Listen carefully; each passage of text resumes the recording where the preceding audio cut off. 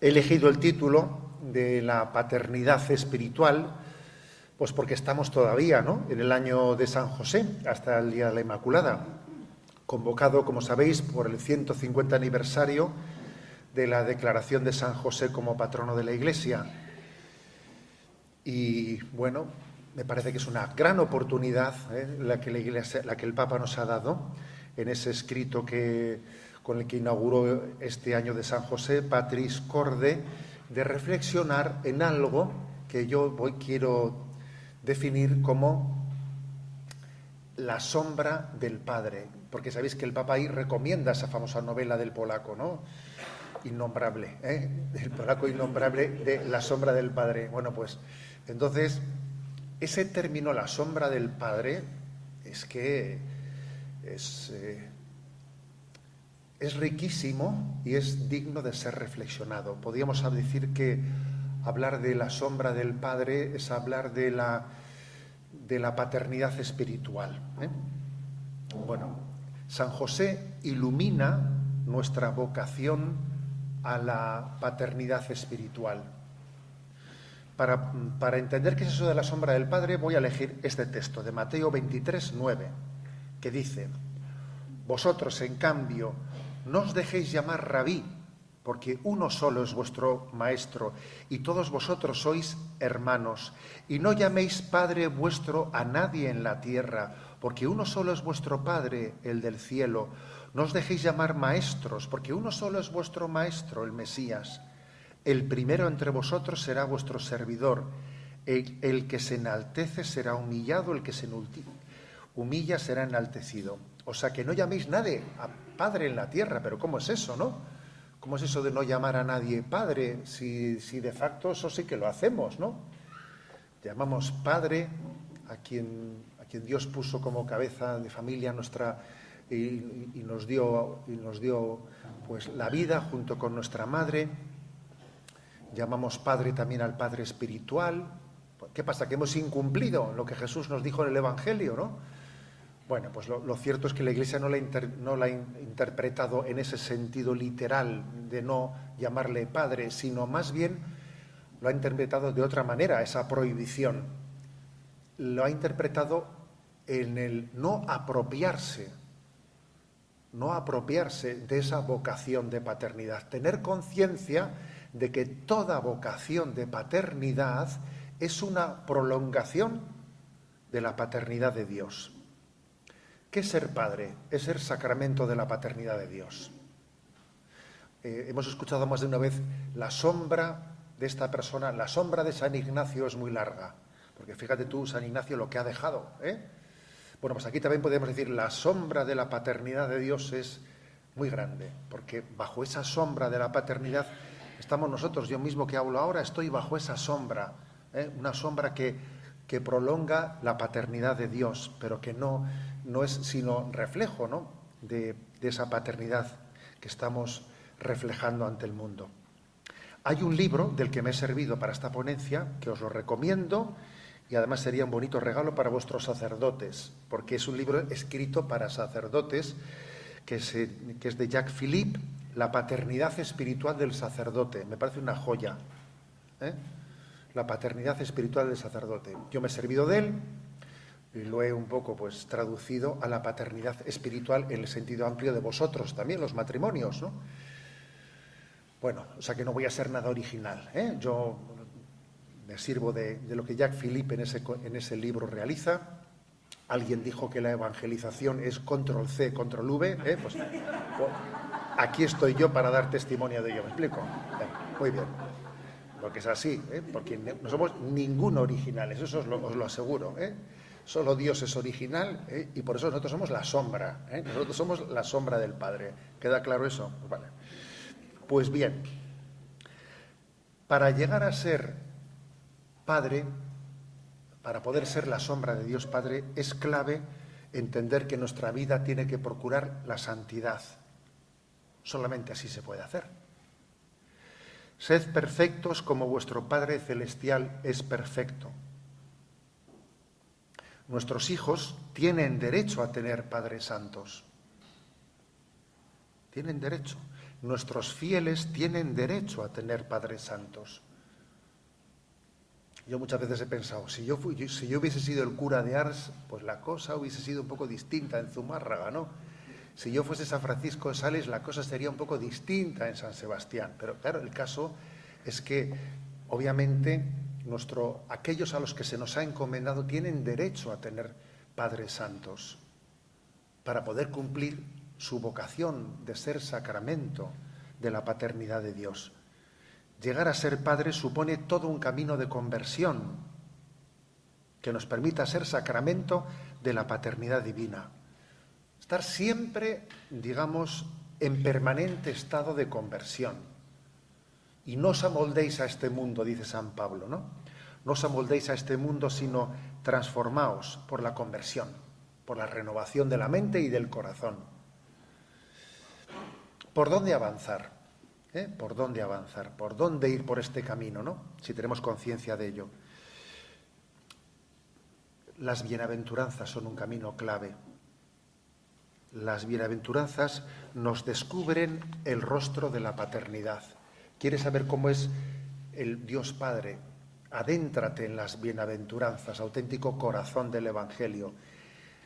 Bienaventurados los pobres de espíritu, porque de ellos es el reino de los cielos. Bienaventurados los mansos, los que lloran, los que tienen hambre y sed de la justicia, los misericordiosos, los limpios de corazón, los que trabajan por la paz, los perseguidos por causa de la justicia.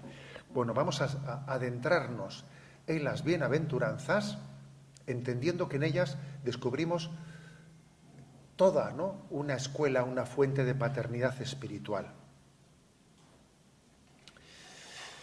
En toda paternidad, y me centro principalmente en la primera, bienaventuranza, porque sin duda es la más importante. Sin duda es la más importante. Bienaventurados los pobres en el espíritu, porque de ellos es el reino de los cielos.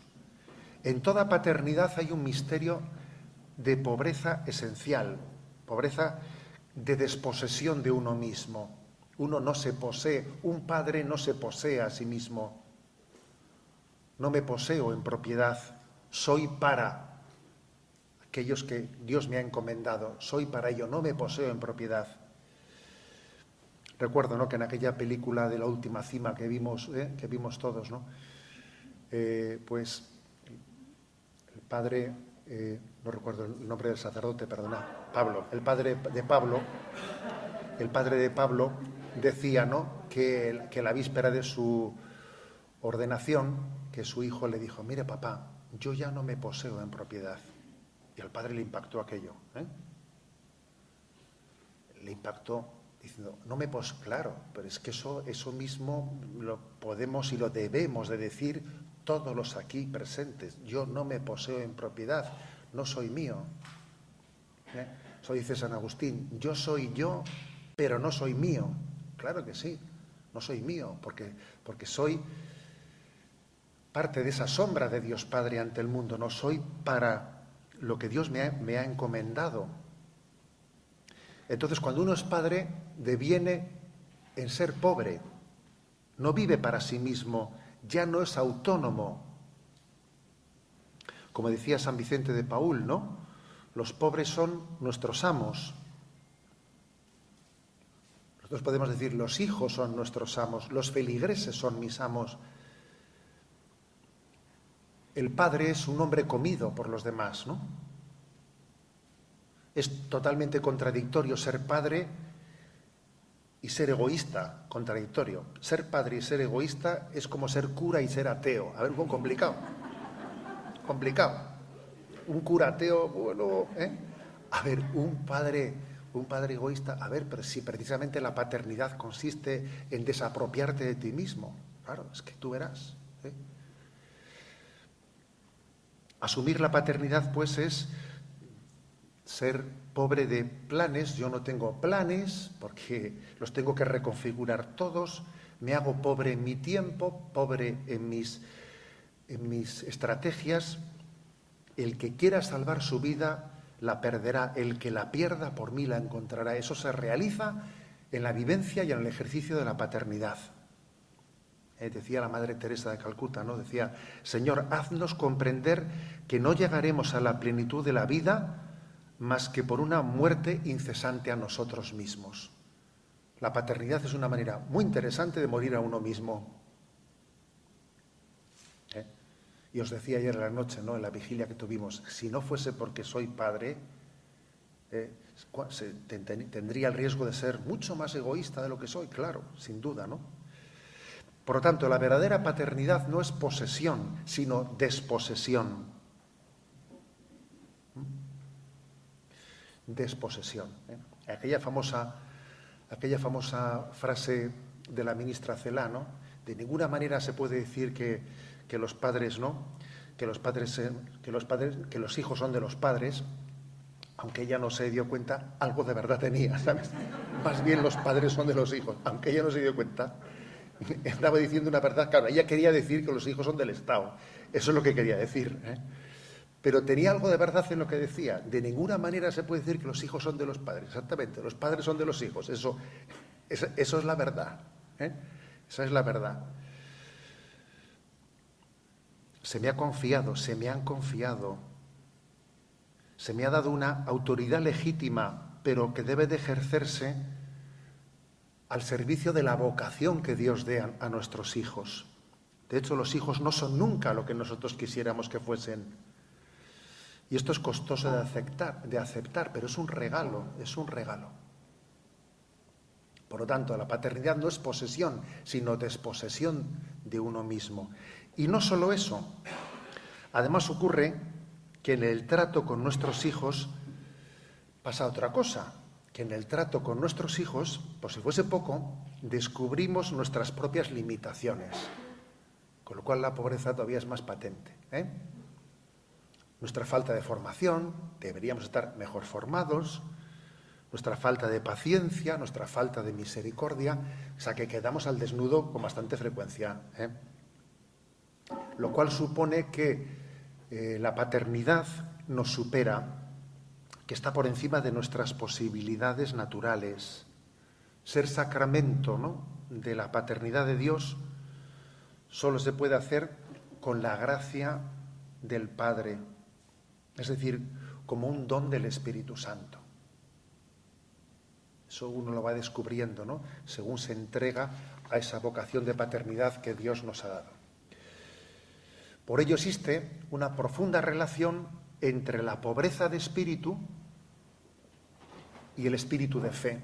Son dos cosas plenamente unidas, ¿no?, ya que somos conscientes de que la vocación a la paternidad espiritual te supera y que no puedes poner la seguridad en tus cualidades para ser padre, no.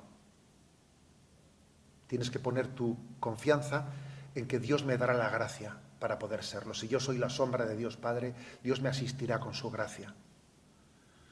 Decía Santa Teresita de Lisieux, ¿no?, que se experimenta una gran paz tomando conciencia de nuestra pobreza de espíritu, es decir, apoyándose siempre y en todo en Dios. Con lo cual aquí hay una paradoja, que la vocación de la paternidad espiritual está ligada a la espiritualidad de la infancia espiritual. Fíjate, que es curioso esto.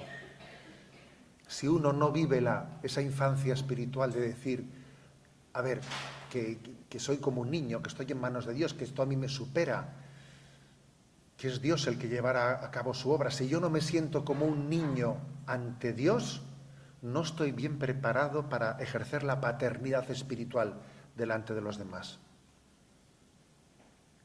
Parecen dos términos antagónicos, ¿no?, hablar de paternidad espiritual e infancia espiritual. Pero fíjate, los dos van de la mano. Si no se viven los dos de la mano, no se viven correctamente.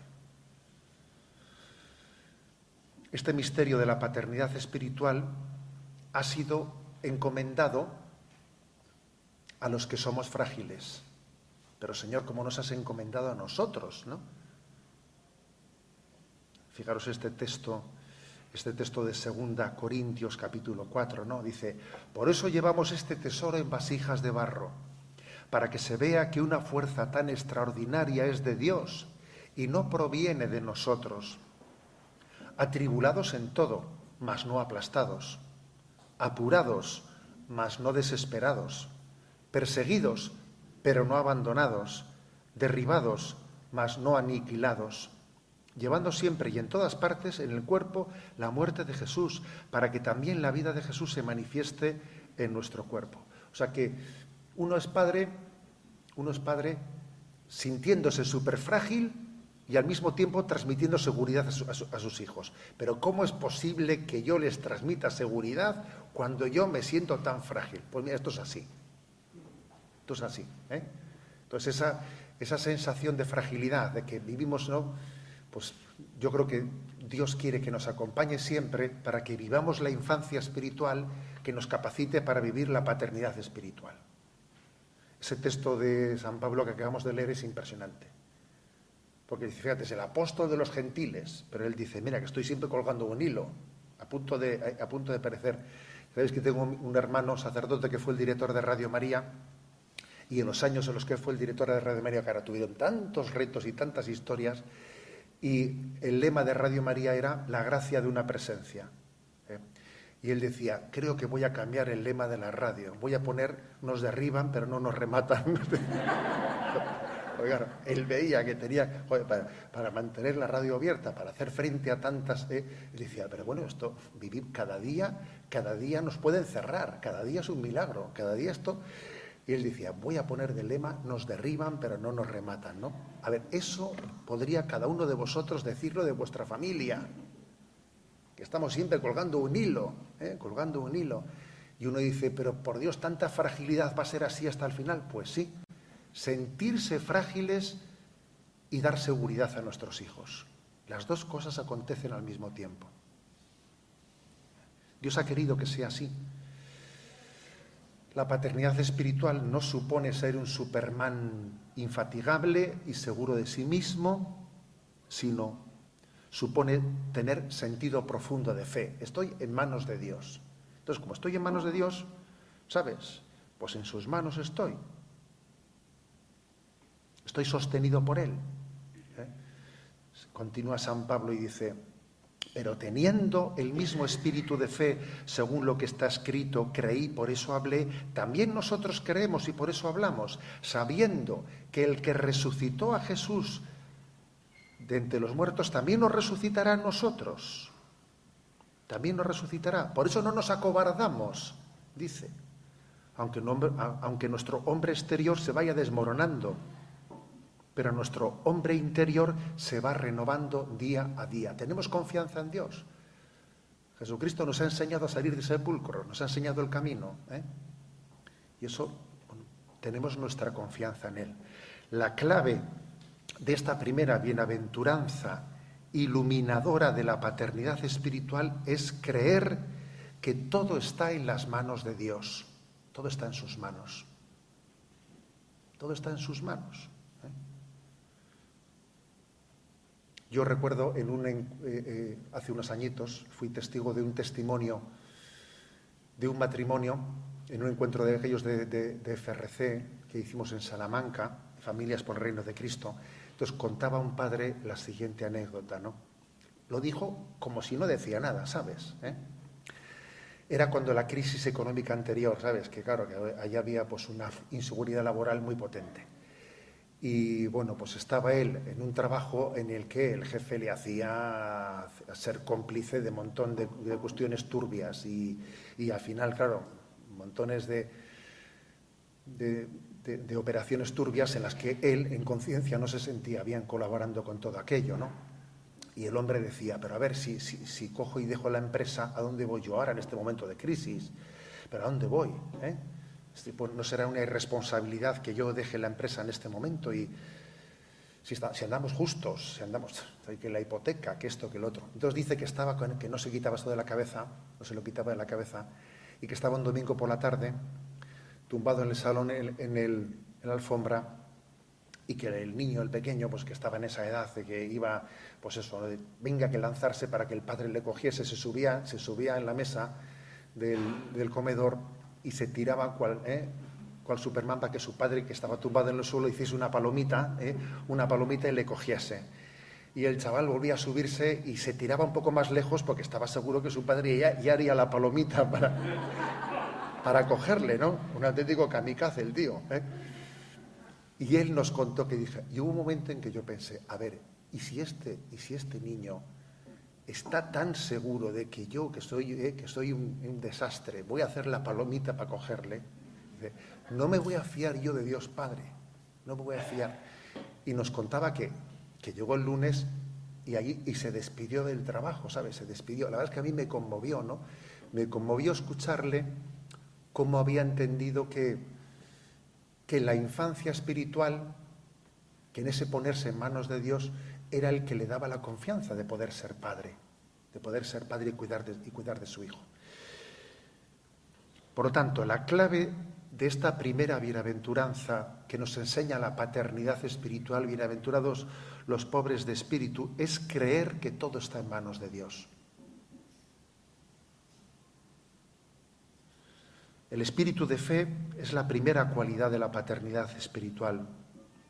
Nuestro peor pecado, ya sé que tenemos muchos, porque uno dice, pues sí, tenemos muchos. ¿Por dónde empezamos, no? Suele ser importante por dónde empezamos, porque cuando uno dice, yo creo que mis peores pecados son este y este, a ver, nuestros peores pecados no suelen ser, como casi siempre uno piensa, tengo un carácter, ¿sabes?, ¿no?, unas fragilidades. Nuestros peores pecados son la falta de fe y de confianza en la paternidad de Dios. Eso es lo más importante. La pobreza espiritual está íntimamente vinculada a la humildad. Reconocer que no somos nada por nosotros mismos sin la gracia de Dios. A ver, reconócelo, que Dios es Dios, tú no eres nada sin Él y con Él lo eres todo y ya está, ¿no? Y tú ponte en sus manos. Esta semana envié a redes sociales, los que me conocéis ya sabéis que suelo mandar una pildorita diaria, ¿no? Y envié esta semana un mensaje a redes que dice, Dios existe y no eres tú, relájate, Entonces, es verdad, es muy importante tener eso en cuenta. Son dos buenas noticias. Primero, existe, y segundo, no eres tú. Luego, a relajarse, Entonces, a ver, eso es básico, Es que en esta vida la gente no es que sea atea, es que se piensa que el Dios es Él. A ver, que eso es un desastre. ¿Tú te das cuenta que estamos en manos de Dios? ¿Te das cuenta? Es que en el fondo somos ateos en la práctica. En la práctica somos ateos. Un paso más todavía, desde esta conciencia de la primera bienaventuranza, tenemos que caer en cuenta de que incluso no nos atribuimos a nosotros mismos el bien que hacemos. No, Dios nos permite hacer el bien, qué bueno tú, qué bueno, pero yo no me lo atribuyo a mí mismo, ¿no? Sería ridículo, pues que un lápiz se ufanase de lo que ha escrito. ¿A dónde vas? ¿Qué ridiculez es esa? No usamos eso para inflar nuestro ego, sino que sabemos que la finalidad de nuestra vida es glorificar a Dios, darle gloria a Dios. Esa es la única finalidad de la vida. Tenemos muy claro que el bien que hacemos no nos da derecho a reivindicar nada ante Dios. ¿Qué es reivindicar? Es un honor hacer el bien, es un honor. Yo cuando éramos pequeñitos íbamos a misa con los aitás, con los padres, y cuando llegaba el momento de las ofrendas, yo esto lo he utilizado mucho en Radio María para explicar el capítulo del mérito en el catecismo, ¿no? Entonces, cuando llegaba el momento de las ofrendas, tu padre te daba una moneda para que tú la echases en la bolsa. Dice, pero échala tú, ¿no? Bueno, yo te la doy para que tú la eches, ¿no? Entonces, ¿el mérito de quién es? Dice, hombre, será del que me ha dado la moneda para que yo la eche, ¿no? Ya, pero él quiere que tú la eches. No sé, cabe un cierto riesgo, ¿no?, de que te la metas al bolsillo, ¿sabes? O todavía sería, o incluso fardando delante del otro, mira mi generosidad, pues sería, pero en esas estamos, en esas estamos. El tener mérito es también un regalo de Dios. Eso lo dice la teología de la gracia católica. Dios nos da la gracia de merecer. Dios nos da la gracia de merecer. Eso es importante que lo escuchemos. Siervos inútiles somos, hemos hecho lo que teníamos que hacer. Es un honor poder servir al Señor, es un honor poder echar la moneda a la bolsa. Por lo demás, además de no ufanarse, además de no hacer lo que hacemos por vanagloria, sino por gloria de Dios, la humildad es también reconciliarse con tu propia debilidad, que no suele costar eso, no suele costar el que uno acepte su propia debilidad, ¿sabes? Aceptarse muchas veces es todo un reto en la vida espiritual, porque uno se puede rebotar, no aceptarse a sí mismo, porque no es lo maduro, lo perfecto que quisiera ser, porque de vez en cuando hace el ridículo, hace el camelo, y entonces uno le dice a Dios: Señor, pero quítame esto, pero quítame lo otro, sería mucho mejor padre, lo haría mucho mejor, siento impotencia por esto, siento impotencia por lo otro, pero a ver, y Dios lo ve de otra manera. A mí uno de los textos de la Sagrada Escritura que más me impactan es ese de Pablo pidiéndole al Señor: por favor, quítame esta espina que tengo clavada en mi carne. Tengo esta espina clavada, quítamela. Lo haré mucho mejor si me la quitas. Evangelizaré mucho más. Quítame esa espina, quítamela. Y el Señor por 3 veces le dice: mira, te basta mi gracia, tú sigue con la espina clavada. Pues fíjate, a uno le gustaría, por curiosidad, a ver de qué se trataba eso. San Pablo no nos cuenta de qué se trataba. Aquí, en la Sagrada Escritura, curiosidades ninguna. Pero es todo un poema ese texto, Ese texto es, uno diría: Señor, si me quitas esto y lo otro, entonces seré mucho más eficaz, lo haré mucho mejor, Y entonces el Señor te dice: te basta mi gracia. Yo ya sé que tienes esa espina, yo cuento con ella y forma parte de tu historia de salvación. Forma parte de tu historia de salvación. Cuanto más pobre se es, más humilde se es. Y entonces, paradójicamente, Dios entonces te da más autoridad. Porque esa autoridad es sombra de la de Dios Padre y no falsa seguridad en ti mismo. Esto es un acto de fe, de que estamos sostenidos por las manos de Dios y que Dios nos ha elegido como sacramento suyo ante el mundo, ¿no? Lo que le da autoridad a nuestra palabra no es el razonamiento sutil. Mira qué bien le ha quedado, Te imaginas, por ejemplo, la charla que yo estoy dando. Mira qué bien le ha quedado. A ver, pero ¿vas a hacer el tonto de esa manera? ¿Alguien se cree que porque una charla salga mejor, salga peor? ¿Alguien se cree que por eso va a ser lo determinante? ¿Tú no te das cuenta que Dios es el que mueve el mundo y Dios es capaz de meter un gol de tacón y con el tobillo roto? ¿Te crees tú que Dios necesita que el pie sea... A ver, pero si Dios puede meter un gol con un medio perfectamente débil y frágil, ¿no? Este es un tema clave, el de la aceptación de nuestra propia fragilidad. Lo que da autoridad a nuestra palabra no son ni nuestros razonamientos, sino el no buscarnos a nosotros mismos, ser totalmente desinteresados al servicio de su sola verdad. Por eso San Ignacio de Loyola insiste: el hombre ha sido creado para la gloria de Dios. Entonces, fuera vanagloria, fuera vanagloria. Hay 2 cosas que son incompatibles, que ser luz del mundo o ir a lucirse, son 2 cosas incompatibles. Y podría parecer que no, cualquier parecido es pura coincidencia, son antagónicas. Nosotros hemos sido creados para la gloria de Dios. Cuando uno va a lucirse, lo estropea todo. Por eso, que nuestros hijos a veces comprueben.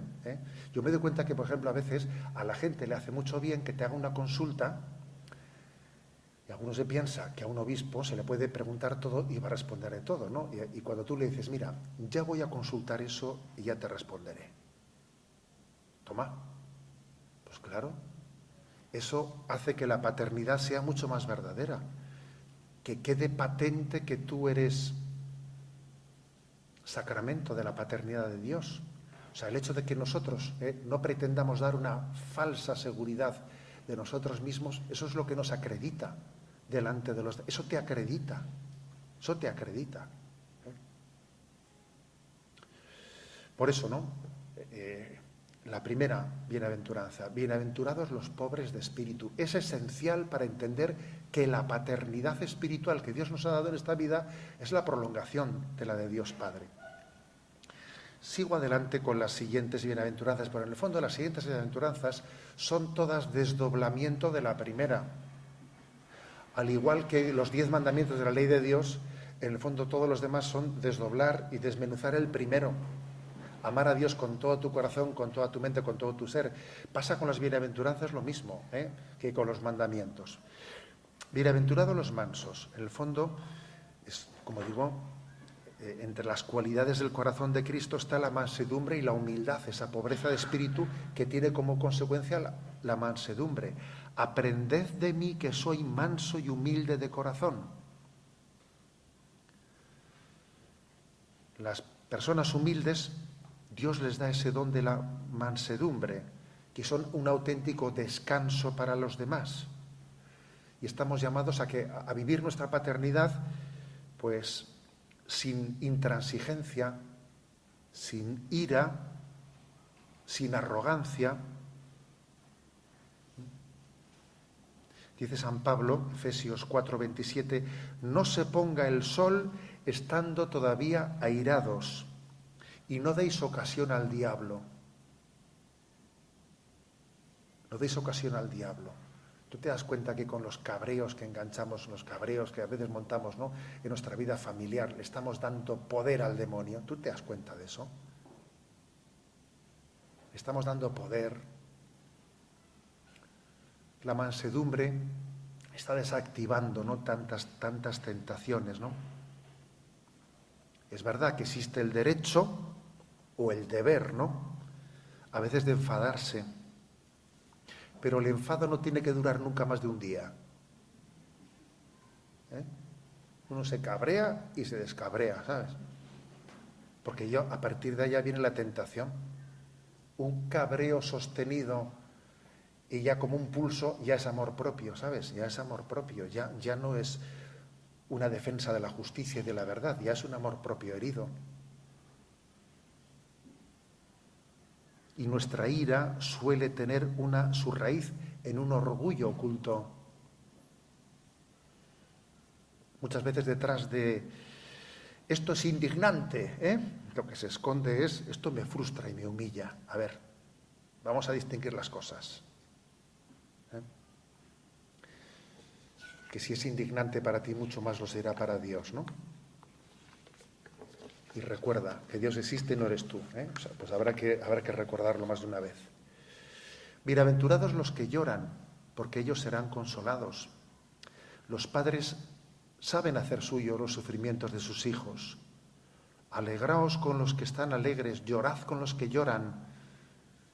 ¿Quién desfallece sin que yo desfallezca?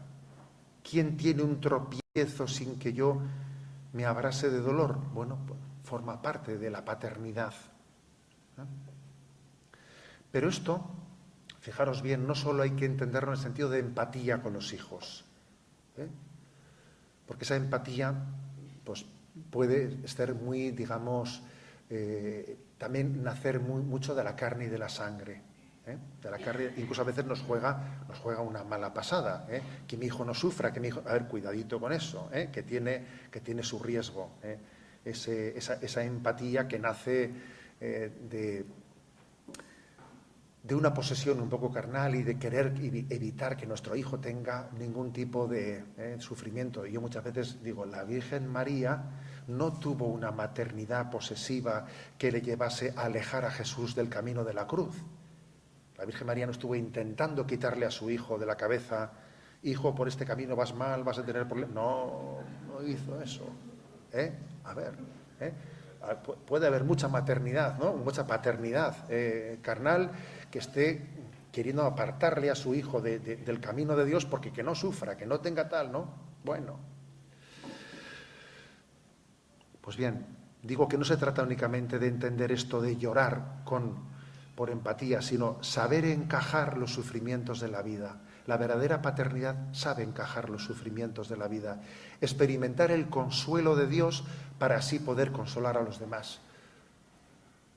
Uno sabe sentirse consolado en medio de las pruebas, sabe, la verdadera fortaleza consiste mucho más en no venirse abajo por las dificultades que en ser, o sea, en encajar que en zurrar. El buen boxeador es aquel que no se viene abajo, mucho más que aquel que zurra mucho. El que no se viene bien, esa es la verdadera fortaleza.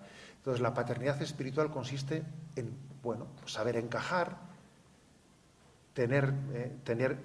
sentir la consolación de Dios en medio de las pruebas para poder compartir eso con nuestros hijos, ¿no? La aceptación de la cruz nos hace capaces de consolar a los demás. Y esto es clave, porque en la vida hay muchos momentos de desaliento.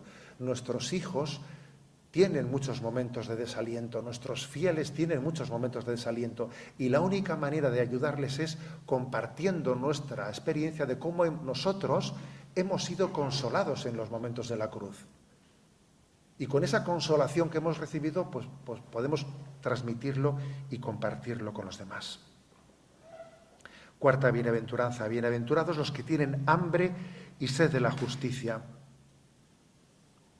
El deseo de justicia no se refiere solamente a las realidades sociales, ¿no? Sino, bien sabemos que en el lenguaje bíblico la palabra hambre y sed de justicia es lo mismo que deseo de santidad, es decir, de conformarnos a la voluntad de Dios.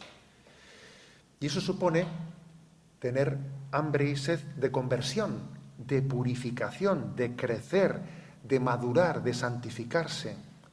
Todo lo contrario a pactar con la mediocridad.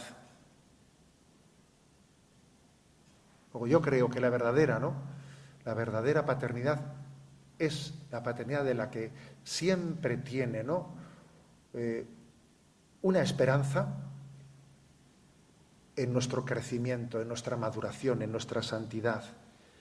No acomodarse a esta vida, no acomodarse a ella. Existe un riesgo, ¿no?, de hacer un pacto de mediocridad en esta vida, de que uno salga con mucha ilusión y luego cuando ve la realidad de la vida dice, bueno, aquí esto no se va a poder mantener, bueno, tenemos que rebajar un poco el nivel, ¿no?, y bajamos el pistón. Yo suelo contar una anécdota que recién ordenado curita con 24 años, ¿no?, llegué a Zumárraga y claro, esa gente te veía y te decía, claro, está recién salidito, ya vas a ver tú. Y me acuerdo que un día una señora me para y me dice, oye, ¿tú qué tal? ¿Estás bien? ¿No? Y me dice, ha habido una apuesta en la carnicería. ¿Así? Y me dice, sí, ha habido una apuesta y tal. Había una apuesta que, a ver hasta cuánto aguantabas vestido de cura, Y dice, y ha habido apuestas, unos que apostaban que hasta Navidades, otros que apostaban que hasta tal, ¿no? Entonces me hizo una gracia tremenda ver cómo allí la gente había dicho, bueno, claro, recién salidito del seminario, pues viene aquí, pero vamos, aquí ya se pegará la torta, y verá que no se puede mantener ese hambre y ese deseo de que el mundo se ha transformado. Eso, en cuanto a que choque con la realidad, lógicamente uno tiene que bajar expectativas y tiene que hacer un pacto de mediocridad, ¿no? Pero lo de la apuesta de la carnicería a mí me hizo pensar mucho. Dice, luego este mundo confía en un pacto de mediocridad. No es posible sostener una esperanza, un anhelo, una perspectiva de santidad, de plenitud, si ves que no tienes los frutos que tú quisieras tener. Y además es verdad, porque suele ser así, que no tienes los frutos que tú hubieses soñado, ves que las cosas son mucho más pobres. Dios no suele querer que tengamos éxito, suele querer que demos fruto, que es un poco distinto, pero las cosas son un fruto humilde. Y entonces, pero es muy importante que la paternidad espiritual nos dé esa gracia de tener hambre y sed de santidad, de mantener nuestro ideal sin hacer un pacto de mediocridad, tener un deseo ardiente al tiempo que una paciencia grande. ¿Cómo mantener el deseo ardiente y la paciencia? Pues mira, eso solo lo da el Espíritu Santo, obviamente, ¿no? Quinta bienaventuranza. Bienaventurados los misericordiosos, porque ellos alcanzarán misericordia. Ser padres misericordiosos solamente se tiene no teniendo conciencia de que somos hijos de misericordia. Dice la primera carta de Timoteo, ¿no? Capítulo 1. Doy gracias a Dios, a Cristo Jesús, Señor nuestro, que me hizo capaz, se fió de mí y me confió este ministerio. A mí, que era un blasfemo, un perseguidor, un insolente. Pero Dios tuvo compasión de mí, porque no sabía lo que hacía, pues estaba lejos de la fe. Creo que estas palabras de Pablo estamos llamados a hacerlas vida, es decir, a ver, que Dios a mí me ha perdonado los 10.000 talentos, ¿no? ¿Cómo yo ahora voy a estar estrangulando a alguien con los 100 denarios, ¿no? Que me debe? ¿A dónde voy, no? O sea, tener conciencia de que soy hijo de misericordia, y entonces no voy a tener yo paciencia, no la voy a tener yo con mis hijos, con los que se me han encomendado.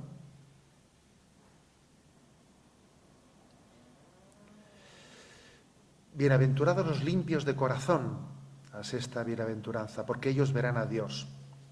La limpieza de corazón se traduce en la paternidad espiritual en un amor que no se busca a sí mismo, que ama sin utilizar, sin manipular, sin dominar, que tiene un verdadero desinterés. Para poder tener un corazón limpio, ¿cómo se hace eso? Es muy importante cultivar la gratitud, vivir en un clima de acción de gracias, sabiendo que estamos rodeados de regalos de Dios, ¿no? Sin permitir ser invadidos por un clima de amargura, de tristeza, de queja, de desánimo. Me quejo de esto, A ver, si uno vive así, es imposible que tenga un corazón transparente, un corazón limpio. Solamente el que ve los dones de Dios, el que se da cuenta de que está rodeado de ellos y entonces siente la necesidad de dar gracias, de expresarlo, de decir, pero cuánto nos quiere Dios, cuántos dones nos ha dado, solamente así se puede ser limpio de corazón. ¿Cuánta gente buena existe? ¿Cuántos dones nos ha regalado Dios? Me acuerdo que había en Radio María un programa que se llamaba Hay mucha gente buena, ¿os acordáis? Entonces traían a colación cuántas experiencias y cuánta gente buena ha habido, ¿no? Yo creo que eso forma parte de la paternidad espiritual, descubrir todas las cosas buenas que Dios ha puesto a nuestro alrededor. La paternidad espiritual no solo consiste en que tú hagas el bien, sino en que descubras todo el bien que te rodea y con el que Dios te ha regalado, ¿no? Séptima bienaventuranza. Bienaventurados los pacíficos,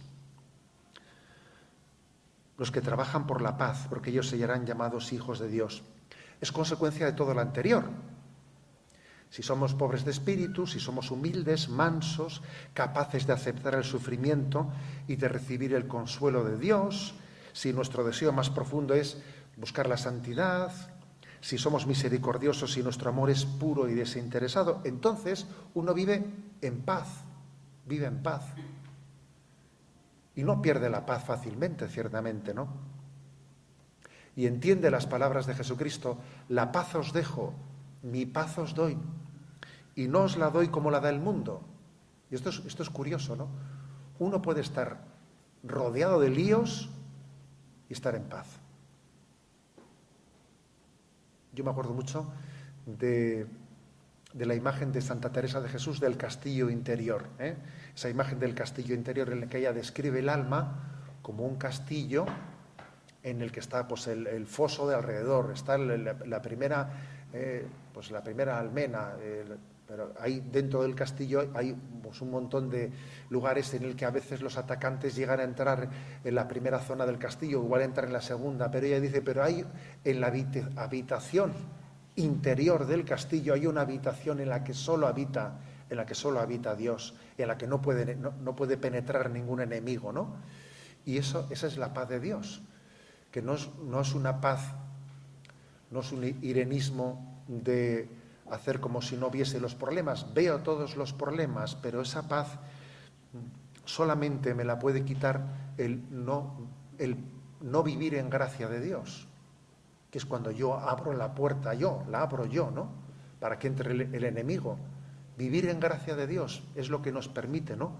Lo que nos permite vivir la paternidad común, estar en paz con Dios, vivir en la alegría de ser su hijo, en paz conmigo mismo, aceptando mi fragilidad, reconciliado con los demás, sin guardar rencor a nadie, reconciliado con la vida, no estándome dando cabezas contra la pared como yo quisiera que hubiesen salido las cosas, ¿no?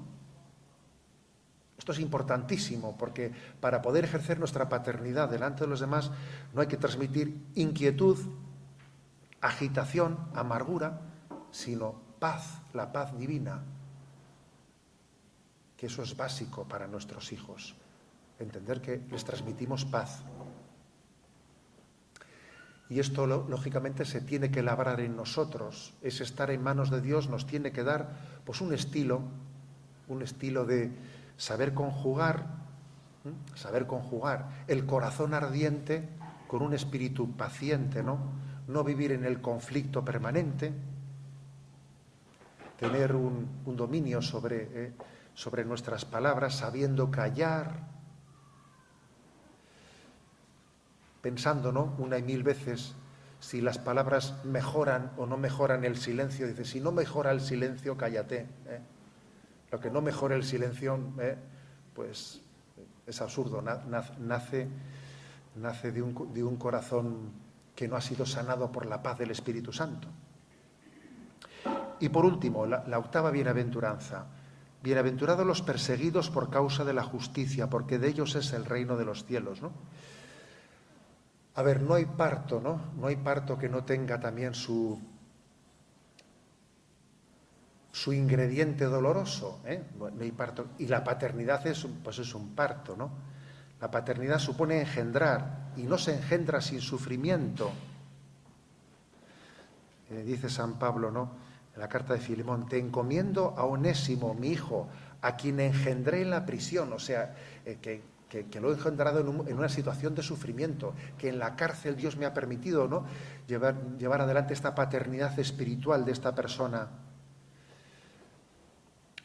Que todo aquello, ¿no?, todo don de Dios supone un sufrimiento, una contradicción. ¿Y sabéis cuál suele ser una de las primeras contradicciones del amor de paternidad? Pues que muchas veces no es correspondido por los hijos como uno hubiese querido que fuese correspondido, ¿no?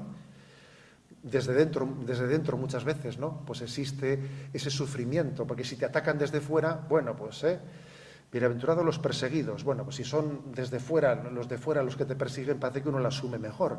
Pero cuando son los de dentro los que te persiguen, cuando es el fuego amigo, en el seno de la iglesia, en el seno de la familia, pues eso también es así. Esa persecución no únicamente acontece desde fuera, acontece también desde dentro. Y Jesús nos dijo, si a mí me han perseguido, también os perseguirán a vosotros. A Jesús también le traicionaron. Lo lógico también es que a nosotros, ¿no?, que también recibamos traiciones, que recibamos zarpazos fuertes, ¿no?, que formen parte de la persecución. E insisto que a veces pues cuando uno habla de la persecución, piensa en la persecución de los romanos que persiguieran a los cristianos. Ya, pero es que esa persecución acontece desde nuestra propia casa, dice Jesús.